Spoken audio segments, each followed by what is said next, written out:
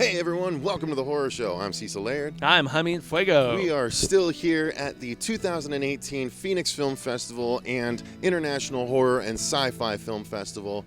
And today we are talking about a film that I was very excited to see was on the docket for the programming this year. Now, you were actually... I was the one who pushed it aside. Yeah, we had been slated to do something else, and then I saw that it was actually on that night, and I was like, I really kind of want to watch this instead. So Fuego luckily was able to find another screening of the movie he was going to see. We shuffled some things around. It was horror shorts bait, but we got there. Exactly. So what we got to see instead was To Hell and Back, the Kane Hodder Story, which was really cool because we did a trailer reaction for this on the channel a few months back, and I'm a big fan of horror documentaries. So to see one focused around Kane, who is, one of my favorites in the horror genre because he transcends a lot of stuff. He transcended just the man behind the mask. Oh, yeah. And I dig on what he does. Well, he had second life with, the Hatchet series after Right. being so iconic with,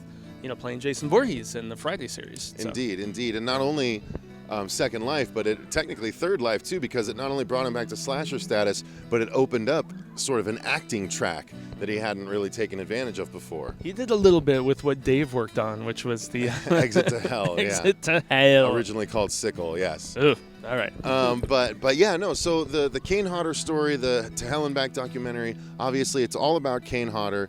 They have an extended sit-down interview with him and people that he's worked with over the years, from Felissa Rose to Danielle Harris to Robert Englund, Bruce Campbell. Yeah, a lot of really cool cameos pop up in the documentary, and it makes it all the more interesting. And here's some the validation. thing. For the first hour, I thought, man, this is a really solid documentary. Like, I was into it, and I was like, man, this is really hard hitting. I got emotional at times, especially with some of his backstory and early acting, trying to break in. There's a particular incident that they chronicle very heavily, which, I don't want to spoil it. Well, no, we can just say that if you didn't know, Kane Hodder was burned over about 80% of his body at some point. Extensively, yeah. We're talking like second to third degree too. So yeah, and very so harsh. He finally tells the story as to how that happened, and it is so impactful. And honestly, the documentary is so well presented. It doesn't feel like it was a slapdash effort. It was not at all. With professionally done. Yeah, and with some of the archival photos they show alone, I mean, this was a deep dive, and this was something that took its subject matter very carefully and very considerately, I think. Yeah, definitely. And the reason I pointed out how I felt about the first hour is because after that, it unfortunately did start to feel like it went on a little long. I could have sworn by the time we were done that it had been a 2-hour documentary, and Fuego said that it was only 95 minutes. Yeah, so it that's drags. never a really good sign. However, with as solid of a first hour, I still would overall give the movie probably a B. To maybe B to B minus, but it was really engaging. It just went on too long. By the end, we're seeing people with tattoos about Kane, and it's like, okay, we don't need to go into all of that. But it starts at the beginning of his career. It goes through the Friday movies, the Hatchet movies, all the movies after that, and then the con circuit. And then we got back to Adam, though, and that was where the film kind of dragged a little bit. But, I mean, as a whole, tremendously put together, and you get so much insight about this man and all of the horrific craziness that he's been a part of. And more so for me, the stunt work was one thing that I thought was really cool, and that's how he got his foot in the door, which is, very insightful and kind of rad status. It's like you have to start somewhere, right? Yep, doing full body burns that eventually go wrong. He got that full body, ball.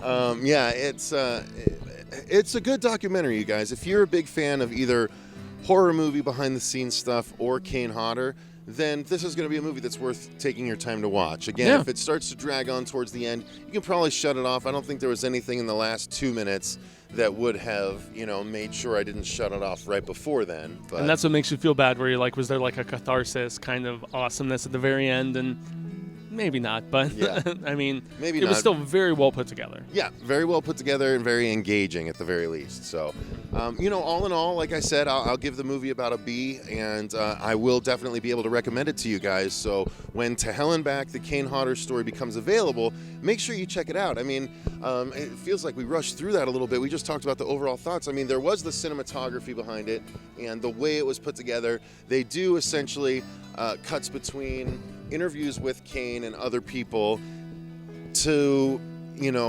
basically shots where Kane is walking through, Mesquite Desert and stuff like that, which I thought was a little much. They did it a few too many times. It was a for little me. heavy-handed. They were trying to apply an additional dramatic element to just seeing him. Which would have worked had it been done more sparsely than it was. Yeah. It was done a lot. And so the effect was lessened every single time, unfortunately. I thought the part that was really cool was where you got to see, like, the hotel in Hawaii where he said that he hung himself off the edge trying to, like, scare his friends. I thought that was really cool. That and when we went to the hospital where he was Yes, recovering very from his much so. burns and he was like remembering where his room was and stuff. Like, I love that stuff. That's great. That's the reason for documentaries. That was the best part of the documentary for me, was him talking about the recovery process of this burning and the fact that he was put in a place that had no just comprehension of how to help him. It was totally terrible, the care that he was given initially, and then he was eventually, I should say, shipped off to this burn ward where they specialize in this sort of care. And so that was where he should have been the entire time, and he ended up just wasting time, not even recovering, and they were thinking maybe he was even not going to make it until they shipped him to the After specialties. 2 months. Yeah, so they ship him to the people who specialize in this sort of care, and then all of a sudden, everything streamlines and he's doing okay. And so that was where he ended up revisiting as in his current life and stuff like that, and talking to one of the doctors, one of the nurses who cared for him. And so I mean, it just really shows that maybe leave it within the hands of the professionals as opposed to misdiagnosis and just the stupidity of presumption. It happens in everything, whether it's filmmaking, healthcare, or whatever. So Exactly. yeah.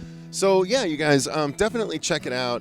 I think it's worth your time. But until next time, I've been Cecil Laird. Gracias, I've been Jaime Fuego. Special thanks to Monty Yazzie from the International Horror and Sci-Fi Film Festival. Jason from the Phoenix Film Festival. And, of course, Patrick from Allied for allowing us access to the event this year. Yes. We appreciate it very much, you guys. Again, go check out To Hell and Back, the Kane Hodder story. And remember, Stay scared.